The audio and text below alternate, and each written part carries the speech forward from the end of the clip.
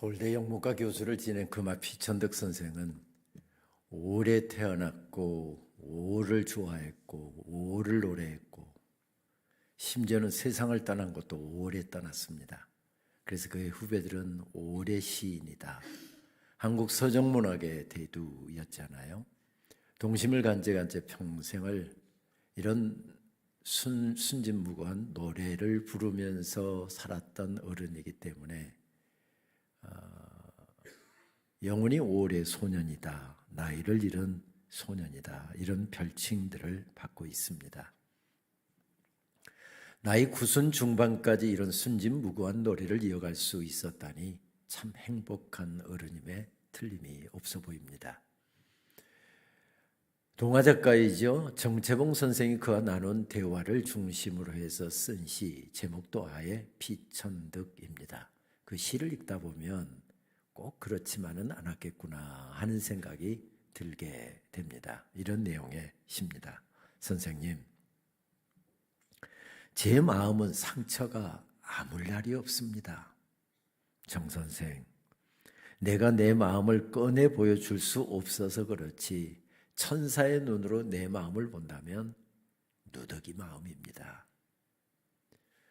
남들 보기에는 그렇게 순진무구해 보이고 우리나라 최고 대학의 영문과 교수로 평생 살았던 분이고, 그러니 참 저분은 걱정도 없고 저분은 정말 늘 기쁘기만 하겠다 이렇게 생각했지만, 천사의 눈으로 들여다보면 한꺼풀만 벗기고 들어가 보면 얼마나 삶에 어려운 문제가 많았는지 그렇게 허덕이다 보니 온통 마음이 누더기랍니다.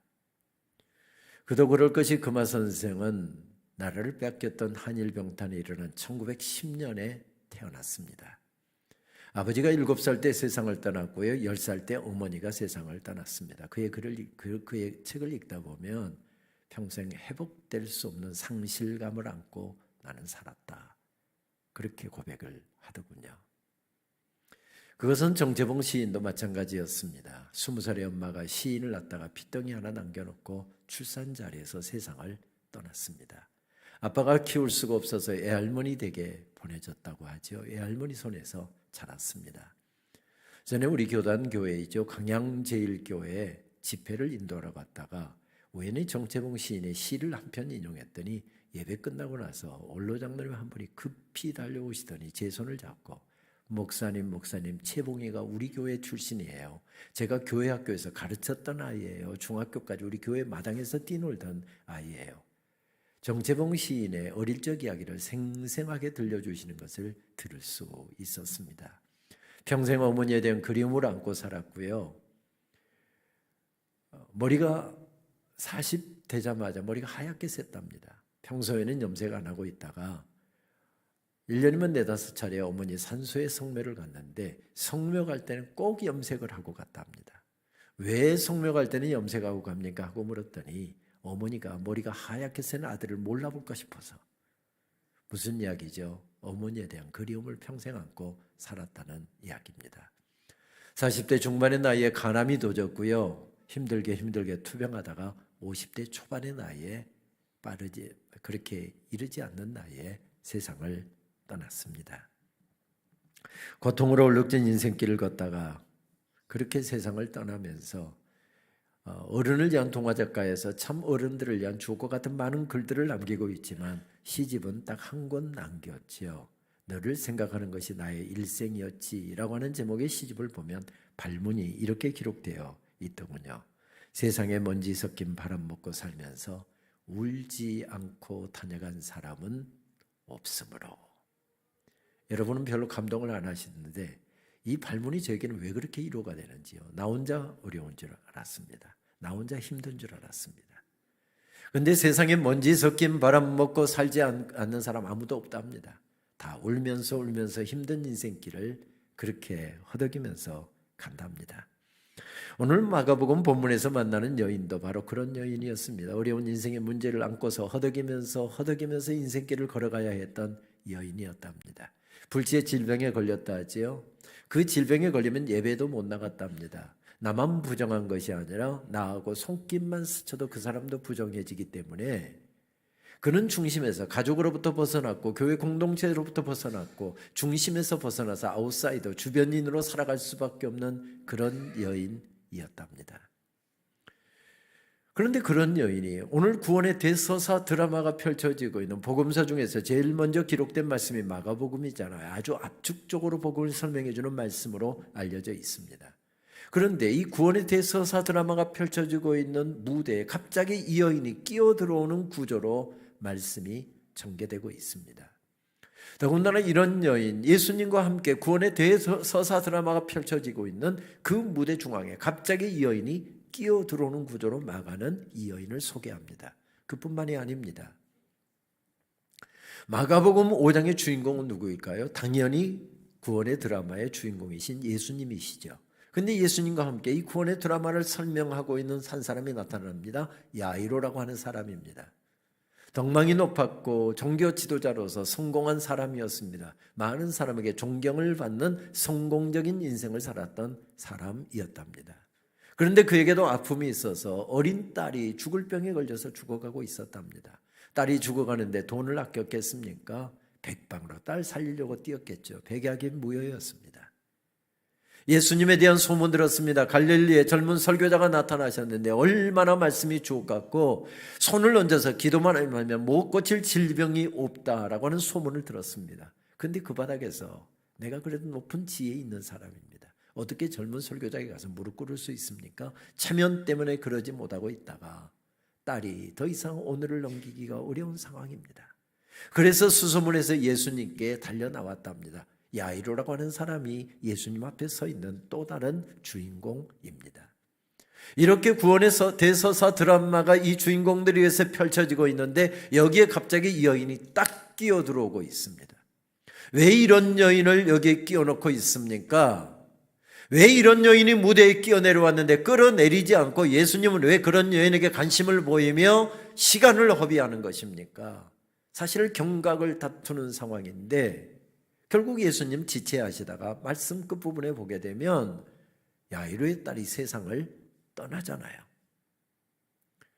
왜 이 중요한 순간에 야이로의 병든 딸을 고쳐서 예수님께서 어떻게 병든 인생들을 치료하고 계시는지 구원의 드라마를 펼쳐 보이셔야 할 주님께서 왜 이런 하찮은 여인에게 관심을 보이시는 것입니까? 하고 질문을 던졌는데 마가는 즉답을 피하고 그 여인이 혈류병에 걸렸고 날마다 피를 쏟아야 했고 몸은 파리에서 정말 바람에 날아갈 듯이 그렇게 빽빽했고 파리한 손을 가지고 있었고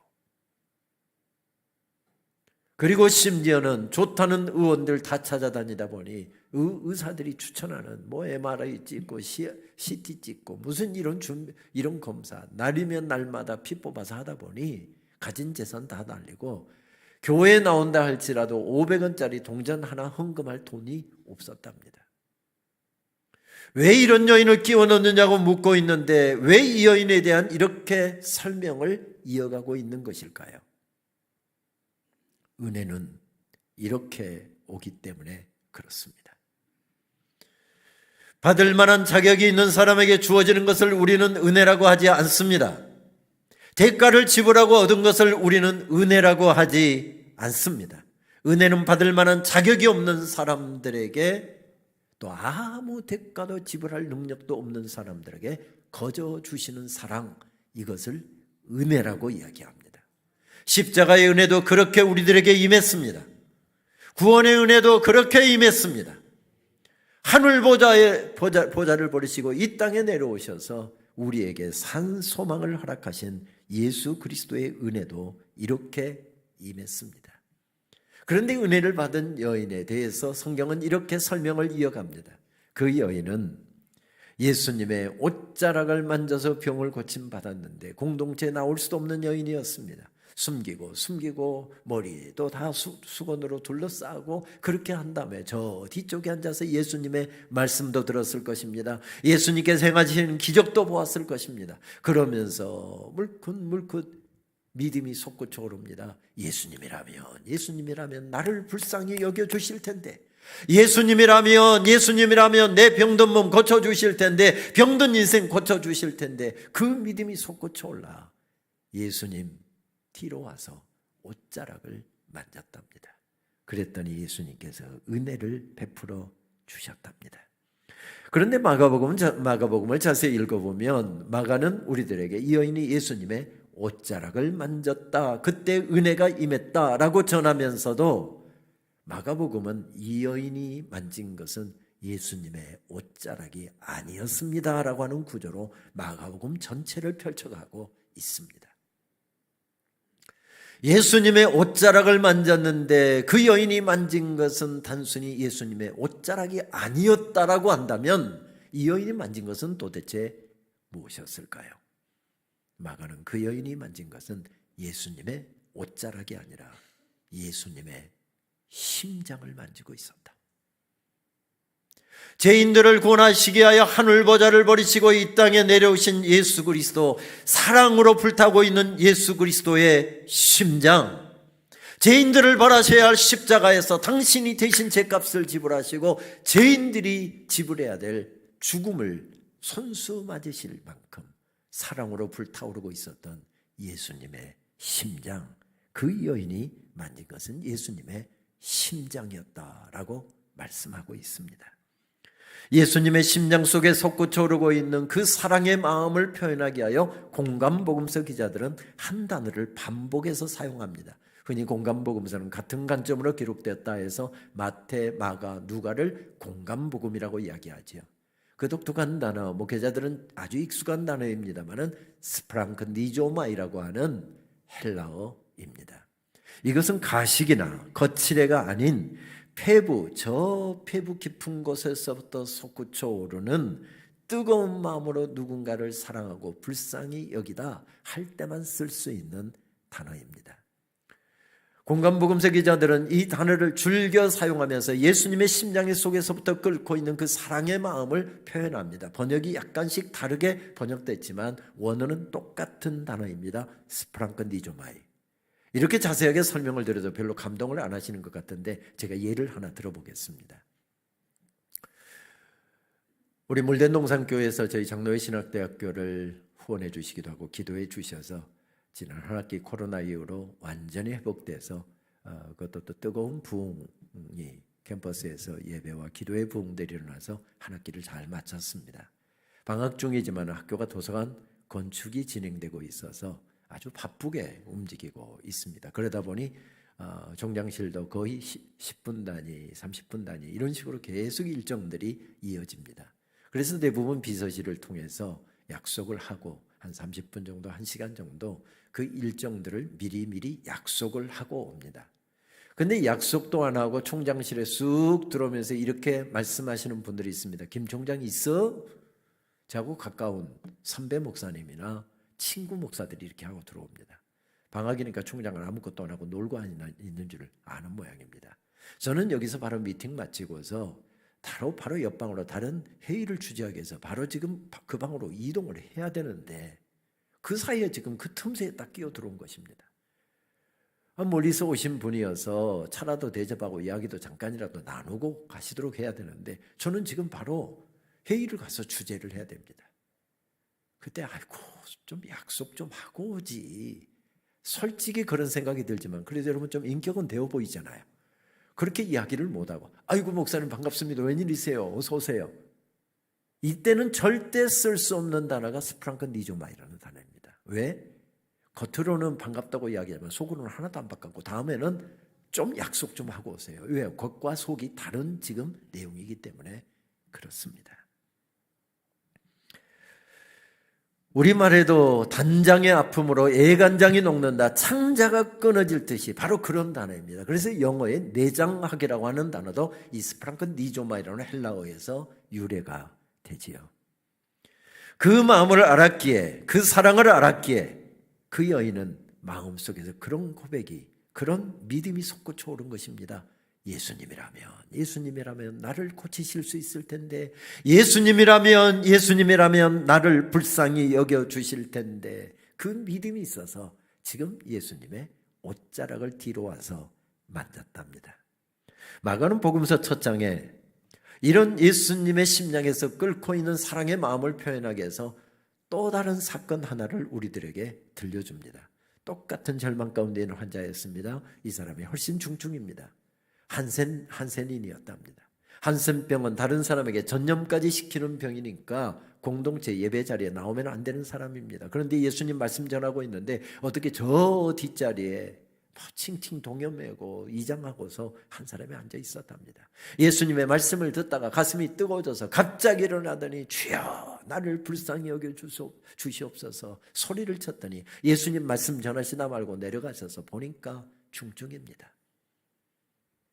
새로 붕대로 칭칭 감은 것 같은데 고름이 배어나와서 이 진물이 흐르고 있고요. 얼마나 중증인지 깃뿌리도 하나 떨어져 나가고 손마디도 하나 떨어져 나가고, 그런데 그 환자의 피부에 손을 대시고 내가 너를 불쌍히 여기노니 내가 너를 스프랑크 니조마에 하나니 깨끗함을 받으라 하고 한센병 환자를 고쳐주셨답니다. 그 모습을 보았던 게지요. 마가복음 1장 41절 말씀은 그 사실을 우리들에게 이렇게 전해줍니다. 우리 화면을 보면서 같이 한 목소리를 봉독하실까요? 예수께서 불쌍히 여기사 손을 내밀어 그에게 대시며 이르시되 내가 원하노니 깨끗함을 받으라. 예수님의 심장에서부터 끓고 있는 이 사랑의 마음, 스프랑크 니조마이라고 하는 이 마음을 알았기에 그 여인은 많은 사람들이 지금 앞서거니 뒤서거니 하면서 달려가고 있는 그 예수님을 앞서 달려가서 기다리다가 그 믿음을 가지고 예수님의 옷자락을 만졌답니다. 그랬더니 은혜를 베풀어 주셨답니다. 병든 몸을 고쳐주시고 병든 인생을 고쳐주시고 병든 삶을 고쳐주시고 병든 가정을 고쳐주시고 모든 것이 은혜였습니다.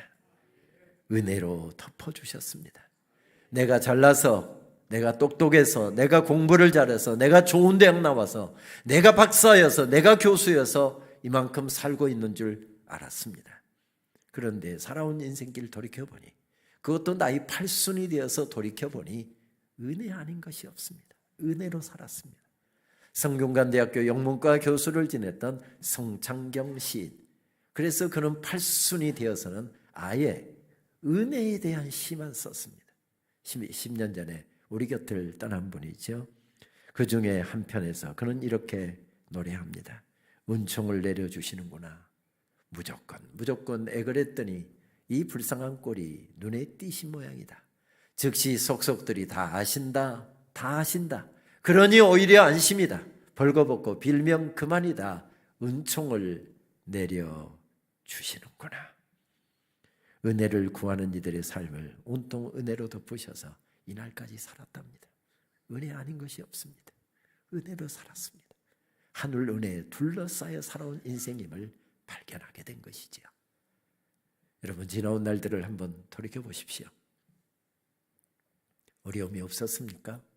있었습니다. 울 일이 없었습니까? 있었습니다. 답답한 일이 없었습니까? 있었습니다. 억울하고 분한 일이 없었습니까? 내 힘을 어찌할 수 없는 인생의 어려운 난제가 없었습니까? 있었습니다. 그런데 하나님께서 여기까지 인도해 주셨습니다. 은혜에 둘러싸여 살아온 인생길이었습니다. 저도 신학 공부를 시작할 때 하나님께서 주변의 반대가, 저희 특히 부친의 반대가 심했기 때문에 그때 하나님께서 신학 공부 시작할 때 주셨던 말씀이 여호와 이레라고 하는 창세기 22장 14절 말씀과 사무엘상 7장 12절 말씀, 에베네셀이라고 하는 두 단어를 주셨습니다. 어려움도 많았습니다. 답답한 일도 많았습니다. 밤잠 이루지 못한 시간들도 많았습니다. 그런데 이 말씀 붙잡고 그 어려움의 시간들을 헤쳐나오고 돌이켜보니 온통 하늘 은혜로 둘러싸 주셔서 에베네셀이 되셨고 여호와 이레가 되셔서 하나님께서 다 준비해 주시고 여기까지 도와주셔서 여기 서 있는 인생임을 새롭게 고백하게 됩니다. 저는 총장 직무대행 1년을 했고 학교가 어려워져서 갑자기 총장 직무대행을 1년 동안 하고 총장으로 지금 2년째, 그래 총 3년째 섬기고 있습니다. 근데 총장 직무대행 1년 하고 총장으로 선출되어서 한 6개월여간, 1년 6개월여간이 제 인생에서 제일 힘든 시간이었던 것 같습니다. 물론 코로나 가운데서 학교 총장직을 맡았기 때문도 그렇겠지만은 저를 죽일 듯이 또 학교를 죽일 듯이 공격하는 수많은 사람들이 있었기 때문이었습니다. 우리 교단의 어느 큰 교회 목회 세습 문제를 저희 장신대 교수들과 학생들이 앞장서서 그 목소리를 냈거든요. 그리고 그 제일 선봉에 제가 서 있었기 때문에 제가 총장 직무대행할 때는 총장이 안 되게 하려고, 총장으로 선출된다면 총의 인준을 못 받게 하려고 공격을 해야 되는데 학교장이 되다 보니 일일이 다 대응할 수도 없었고 학교에 누가 될까 싶어서 그저 새벽에 엎드려서 우는 방법밖에 없었습니다. 하나님 언제 내가 총장한다고 그랬습니까? 저는 그냥 학생들 가르치는 게 좋아서 평교수로 은퇴하려고 했었거든요. 그런데 억지로 등 떠밀어서 총장 시켜놓으셨으면 이 큰 공동체 이끌어갈 수 있는 한 리더십을 세워주셔도 지금 불가능한 데인데 어떻게 학교를 이끌어가라고 이렇게 사람을 박살을 내십니까? 새벽에 그냥 엎드려서 하염없이 울었습니다. 그때 몇 개월 동안 몸무게가 8kg가 빠질 정도였습니다. 그런데 어느 날 새벽에 하염없이 하나님 앞에 엎드려 울고 있는데 초등학교 5학년 때인가 6학년 때 어머니 따라서 새벽 기도 나갔다가 들었던 어머니의 기도 소리를 생생하게 제 귀에 들려주시는 겁니다. 까마득하게 50년 전의 일이 까마득하게 잊어버리고 지냈습니다.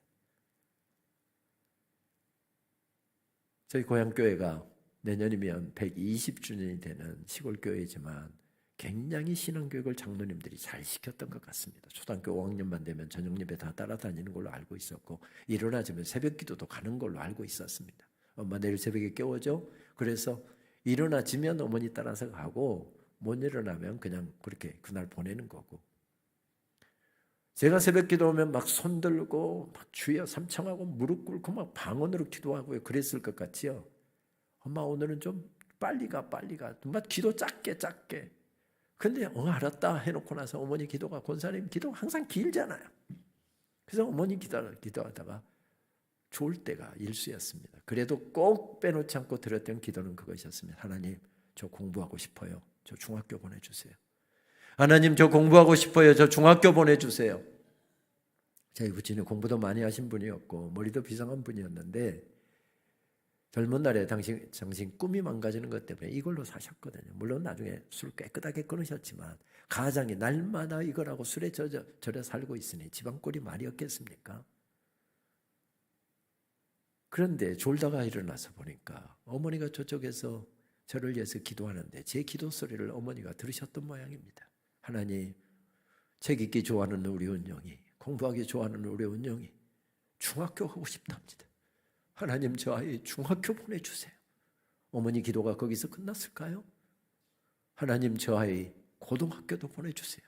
어머니 기도가 거기서 끝났을까요? 하나님 저 아이 대학도 보내주세요. 어머니 기도가 거기서 끝났을까요? 저 아이 공부하고 싶은 만큼 시켜주세요. 그 기도 소리를 새벽에 들려주시는데 울지 않을 수가 없었습니다. 그 기도 소리를 듣고 나서 하나님 감사합니다 그렇게 하는 게 아니라 저는 이지하고 있었습니다. 그 일을 얼마나 공부했는가. 초등학교 6년 마친 다음에 중학교 3년, 고등학교 3년, 대학 4년, 신대원 3년, 대학원 2년, 미국 가서 석사 다시 했으니까 또 2년, 미국에서 박사과정 5년 했으니까 5년. 그걸 전부 다 해보니까 22년을 더 공부를 했더라고요. 어머니 기도 때문에 세워진 인생이구나. 이놈아 내가 잘나서 거기에 앉아있는 줄 아느냐? 내 새벽마다 눈물로 기도한 내 어머니 기도 때문에 내가 너를 거기 세웠느니라. 울지 않을 수가 없었습니다.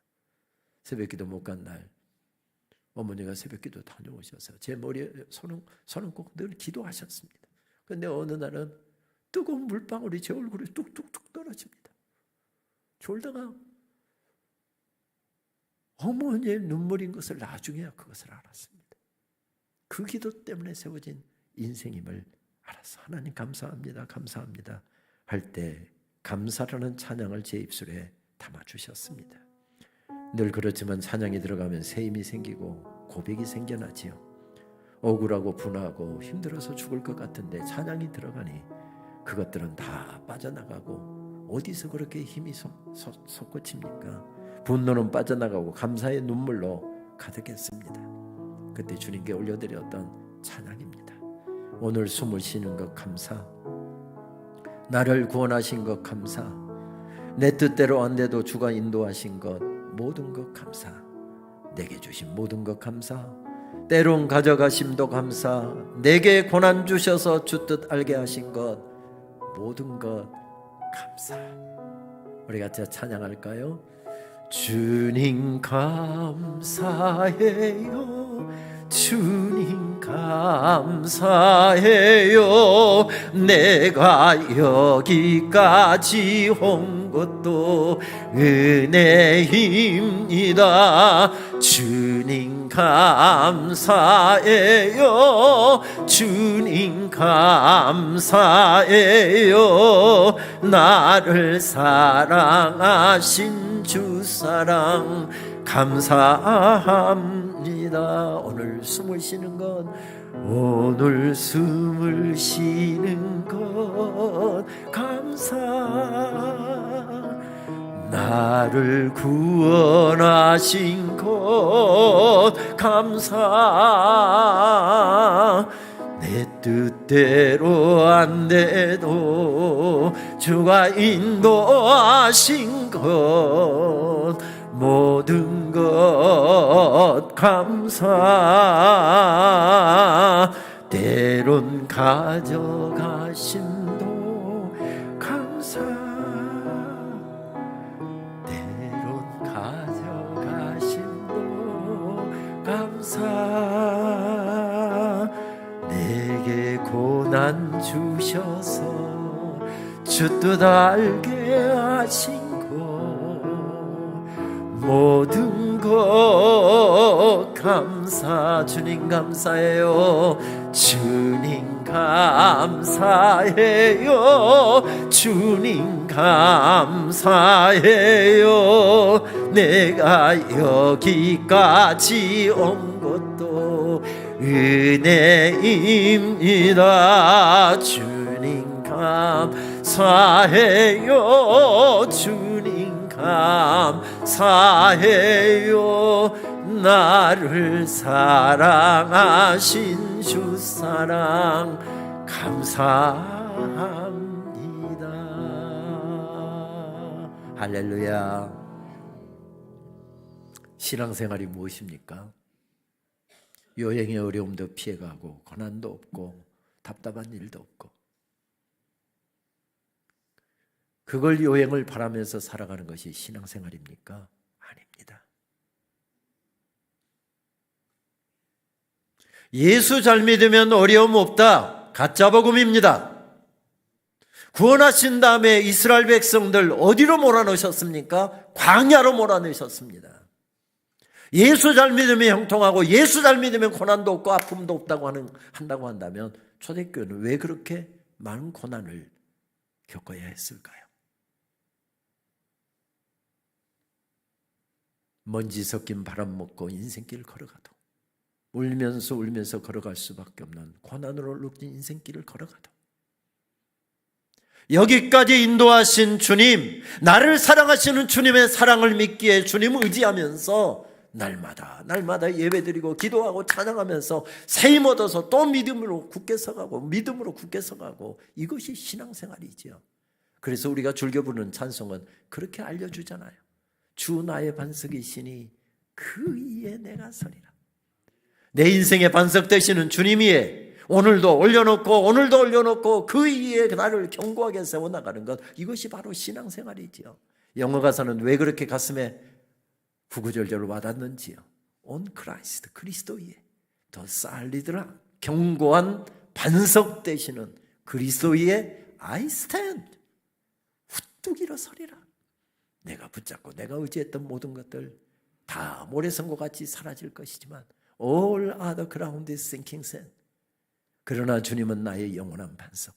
이 땅에서도 나의 주님, 내가 의지하실 분, 이 땅의 모든 삶을 끝내고 천국으로 돌아갈 때도 알프레드 테니슨이 이야기한 것처럼 모래톱을 건너가는 그 순간에도 내 인생을 인도하실 영원한 나의 주님, 그 고백 가지고 오늘 고난으로 룩진 인생길이라 할지라도 그렇게 믿음으로 하루하루를 달려나가는 것, 이것이 바로 신앙생활이지요. 그래서 주님께서는 은혜 받은 사람을 찾고 계십니다. 누가 내 옷깃을 만졌느냐? 누가 내 옷깃을 만졌느냐? 예수님이 이렇게 많은 사람들이 앞서거니 뒤서거니 하면서 달리는데 누가 예수님 옷자락 만졌다고 그러십니까? 누가 내 옷자락을 만졌느냐? 주님은 계속해서 은혜를 받은 사람을 찾고 계십니다. 그리고 드디어 추격해서 그 여인을 찾아내셨습니다. 그리고 주님 뭐라고 말씀하십니까? 저는 한 건에 100만 원입니다. 현찰, 입금, 카드 다 됩니다. 어느 방식으로 지불하시겠습니까? 그렇게 말씀하셨습니까? 그러지 않으셨습니다. 따라 내 믿음이 너를 구원하였으니 평안히 가라. 내 병에서 놓여 건강할지어다. 파리한 손을 내밀어서 주님의 옷자락만 만져도 주님은 나를 사랑하실 것이다. 내 병든 인생 고쳐주실 것이다. 그 믿음이 너를 살렸답니다. 주님의 옷자락을 만지기 위해서 주님 앞서 달려가 주님의 옷자락 만지려고 파리한 손을 내밀었던 그 간절함이 너를 살렸답니다. 그 믿음으로 살아라. 그 믿음이 너를 건강하게 할 것이다. 너를 날마다 승리하게 할 것이다. 그 말씀이지요. 우리에게도 그 간절함이 여전히 작동하고 있습니까? 처음 복음을 듣고 예수 그리스도의 놀라운 사랑을 깨닫고 기도하는 재미, 찬양하는 재미, 예배드리는 재미로 살았던 그 가난하고 배고프고 서럽던 때에 그 간절함 여전히 오늘도 작동하고 있습니까? 고향에서 무작정 내 새끼들에게는 이 가난 물려줄 수가 없어서 무작정 도시로 올라왔습니다. 그 막막하고 그 서럽던 세월, 늦게까지 일하고 배가 고파서 쓰러지기 직전이지만 항상 교회당 들려서 집으로 갔습니다. 교회당에 들어와서 아버지 한마디 불러놓고 10분 울고, 아버지 한마디 불러놓고 10분 울고, 아버지 한마디 불러놓고 10분 울고, 그리고 와서 늦은 저녁 먹던, 의지할 곳이 주님밖에 없어서 저녁마다 새벽마다 주님 찾았던 그 간절함이 여전히 내 예배 가운데, 내 기도 가운데, 내 인생 가운데 작동하고 있느냐? 주님 그것을 묻고 계신 것이지요. 성경은 이런 간절한 신앙인의 모습을 사슴으로 비견합니다. 사슴이 시냇물을 찾기에 갈급함같이 내 영혼이 주를 찾기에 갈급하나이다. 우리나라 생각하면 안 됩니다. 2달 정도는 우기에 비가 오고 이스라엘은 10달은 비가 오지, 한 방울도 비가 오지 않는 건기가 시작됩니다. 밤에 내리는 이슬 핫한 먹고 가까스로 며칠을 버텼는데 이제는 더 이상 버틸 수가 없습니다. 그래서 물냄새를 맡아서 사슴이 등성이를 가까스로 죽을 힘을 다해서 골짜기로 내려갔는데 물이 있는 줄 알았는데 다 말라버렸습니다. 쓰러질 것 같습니다. 물이 없으면 쓰러질 것 같아서 물을 찾아서 또 산등성이를 넘고 있는 간절함으로 물을 찾아 헐떡이고 있는 목마른 사슴. 우리는 가난하고 배고프던 시절에 이 시편 말씀에다가 곡을 붙여서 참 많이 불렀지요. 목마른 사슴 시냇물을 찾아 헤매이듯이 내 영혼 주를 찾기에 갈급하나이다. 주님만이 나의 힘, 나의 방패, 나의 참 소망, 나의 몸 정성 다 바쳐서 주님 경배합니다. 저는 대학 3학년 때 부모에게 독립선언하고 아르바이트하고 입주 가해하고 그러면서 제 힘으로 대학을 마쳤고 신대원 또 대학원 공부를 했었더랬습니다. 11조하고 헌금하고 교통비 빼고 입주 가해해서 받은 월급 받으면 그것만 떼내고 정말 군것질 하나 안 하고 그렇게 다 모아도 꼭 등록할 때가 되면 5만 원, 7만 원이 부족했습니다. 그러면 등록할 때 다가오면 다른 방도가 없습니다. 새끼 먹던 거 2끼로 줄이는 방법밖에 없었습니다. 그때 저희 장신대 식권이 150원인가 하던 때인데 저는 식권 떨어지면 친구에게 돈 빌려서 밥 사 먹는 그런 성격이 못 돼서 자존심이 강해갖고요. 그래서 그냥 굶었습니다. 2끼로 살았고 어느 때는 1끼로 살기도 했습니다. 자존심이 강해서 친구들에게 안 들키려고 친구들 밥 먹으러 식당인데 은영아 밥 먹으러 가자. 먼저 가 하고 저는 아차산으로 올라갔습니다. 지금도 가면 좋은 생수터가 있지만 약수터가 있지만 가면 바가지 한 바가지 생수 배를 채우고요. 친구들 밥 먹는 시간이니까 지금 내려가면 밥 안 먹는 거 들킵니다. 그래서 그것에 좀 지체하고 몸도 풀고 운동하고 하다가 다시 내려가면서 또 한 바가지 물로 배를 채우고 내려오면서 불렀던 찬양이 이 찬양이었습니다. 금보다 귀한 나의 주님 내게 만족 주신 주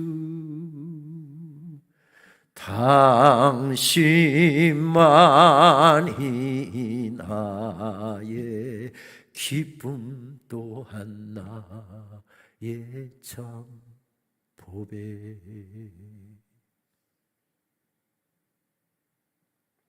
그 간절함이 여전히 작동하고 있느냐?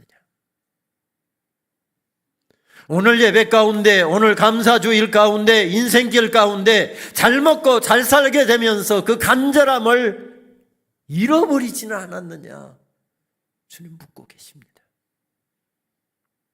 믿음 좋은 신앙인이었던 신달자 시인은 간절함이라고 하는 제목의 시집의 타이틀 시지요. 그 시에서 이렇게 노래를 하더군요. 그 무엇 하나에 간절할 때는 등뼈에서 피리 소리가 난다. 어쩌면 이렇게 시를 잘 씁니까? 10손가락 10발가락 끝에 푸른 불꽃이 어른거린다. 2손과 손 사이에 깊은 동굴이 열리고 머리 위로 빛의 통로가 열리며 하나님의 소리, 신의 소리가 내려온다. 바위 속 견고한 침묵이 옹기 피어오르며 자잘한 잎들이 오물거리고 모든 사물들이 무겁게 허리를 굽히며 제 발등에 입을 맞춘다. 엎드려도 서 있어도 나를 힘들게 하는 몸의 형태는 쓰러지고 없고 오직 간절함 그 안으로 새날이 밝아온답니다. 동이 타오른답니다. 그런 간절함이 있는 곳에 하나님 역사하신답니다. 주님이 일하신답니다. 은혜로 덮으신답니다. 아시는 것처럼 오늘 마가복음의 말씀은 그 사건이 일어났던 그 현장에서 마가가 기록한 말씀이 아닙니다. 12사도들 그 광경을 목격했고 주님의 사랑을 생생하게 지켜보았던 12사도들이 구전의 말씀으로, 그러니까 다시 말씀드리면 예배 가운데 설교를 통해서 전해졌던 말씀이었습니다. 그런데 12사도를 한 사람 두 사람 다 순교당하기 시작합니다. 그리고 이단들이 나타나서 주님의 말씀을, 주님의 행하시는 행적들을 이상하게 자꾸 변형시킵니다. 그때 성령의 감동을 받아서 주님의 행적들을 말씀으로 기록할 필요가 있어서 성경이 기록된 것이죠. 예수님 부활 승천하신 후 20년에서 30년 후부터 기록되기 시작했습니다. 말씀드렸던 것처럼 마가복음이 제일 먼저 복음서 중에 기록되었는데, 마가복음이 기록되던 당시에 이 여인은 초대교회의 중요한 여성 지도자로 활동했을 것입니다. 만약에 그 여인이 이런 은혜를 받고서도 변질됐다든지 신앙을 떠났다든지 박해가 두려워서 아예 신앙을 포기했다고 한다면 이 여인의 이야기 쓸 필요가 없었을 것입니다. 그런데 오늘 말씀을 보면 그 여인의 이름이 나타나지 않습니다. 두 가지로 추정할 수 있습니다. 첫째는 그 여인 이름 쓰지 않아도 초대교회는 그 여인이 누군지 잘 압니다. 누구 권사님, 우리 물된 동산에 정말 열심히 기도대장이시고 전도대장이시고 봉사대장이신 그 누구 권사님 하면 이름만 대면 다 아는 그런 분이었다는 이야기입니다. 두 번째는 마가가 어쩌면 이름을 기록했을지 모릅니다. 마가 선생님, 제 이름은 빼주세요. 제가 한 것 아무것도 없습니다. 저는 다만 주님을 찾았을 뿐, 은혜를 베풀어 주신 분은 주님이십니다. 주님만 높아지게, 주님 역사만 나타나게 제 이름은 빼주세요. 그래서 이름이 맞았을 것입니다. 무슨 이야기죠? 은혜로 충만했다는 이야기죠. 그 간절함으로 가득했다는 이야기죠.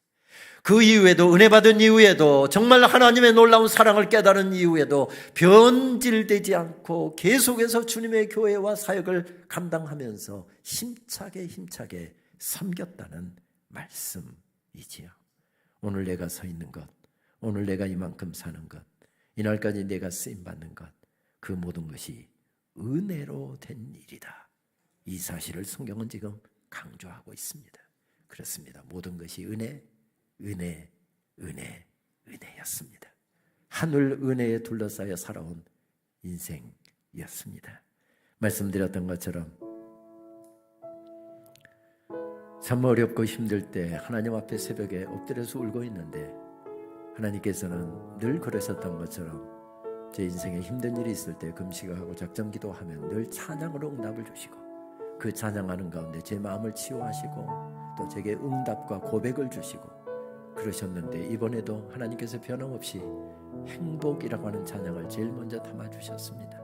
눈물 낼 일 많아도 억울한 일 많아도 주를 위해 참는 것 막 그 부분 부르면서는 통곡을 했습니다. 그러면서 한 달에 그 찬양 부르고 있을 때 하나님께서는 살짝 레파토리를 바꿔주시더군요. 아까 불렀던 감사라고 하는 찬양이었습니다. 한 달에 그 찬양을 계속 부르면서 울고 따라 부르다가 울고 그러고 하고 있는데 이번에는 레파토리를 또 바꾸셔서 은혜라는 찬양을 주셨습니다. 지금은 충만이라는 찬양을 주셔서 송경민 목사라고 하는 심려교 젊은 사역자가 작사 작곡한 찬양입니다. 작년 10월인가 서귀포에 연합집회를 인도하는데 제가 사흘 동안 말씀을 전하는데 제 설교 앞에 20분 동안 그분이 나와서 찬양을 하더라고요. 처음 만났습니다. 손 목사님 감사합니다. 목사님이 지으신 그 찬양이 아니었으면 저 그 어려움 때 어떻게 버텼을지 모르겠어요. 감사합니다. 감사합니다.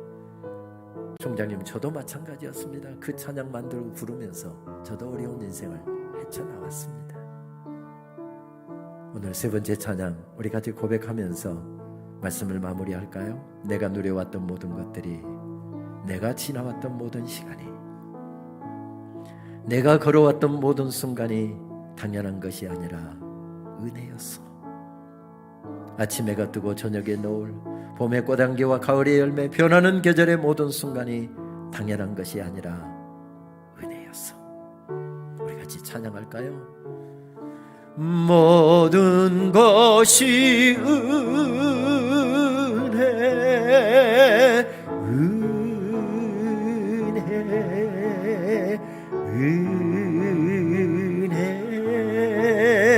한없는 은혜, 내 삶에 당연한 건 하나도 없었던 것을 모든 것이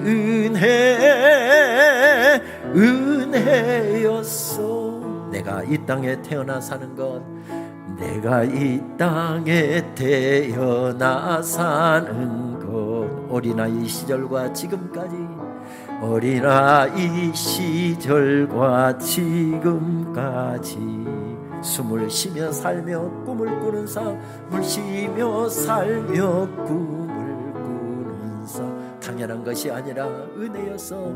당연한 것 아니라 은혜였어. 내가 하나님의 자녀로 살며 오늘 찬양하고 예배하는 삶, 오늘 찬양하고 예배하는 삶, 복음을 전할 수 있는 축복이, 복음을 전할 수 있는 축복이 당연한 것이 아니라 은혜였어. 당연한 것 아니라. 손을 같이 드시고 찬양할까요? 모든 것이 은혜,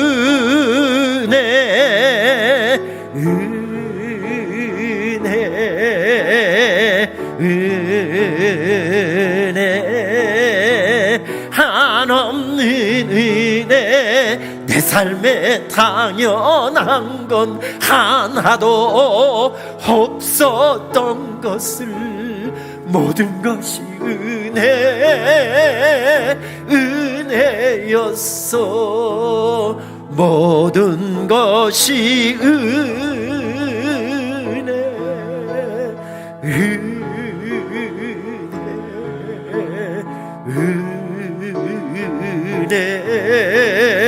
한없는 은혜, 내 삶에 당연한 건 하나도 없었던 것을 모든 것이